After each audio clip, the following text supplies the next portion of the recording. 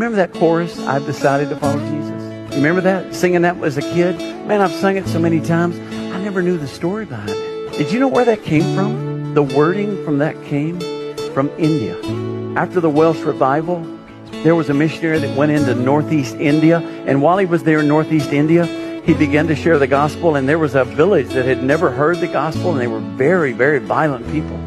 And this father and mother and two boys from the village received Jesus. They said, we will follow Christ. When the chief heard about it, he brought them out in front of the whole village. And he said, you've got to renounce this new faith, this name that we've never heard. You've got to renounce it. And the father stepped up and said, no, I have decided to follow Jesus. No turning back. With that, the chief gave the command, and the two boys were shot with arrows. As those two kids are lying there in the dirt, dying, the chief looks at him and says, you've got to renounce this faith. And the father said, no turning back.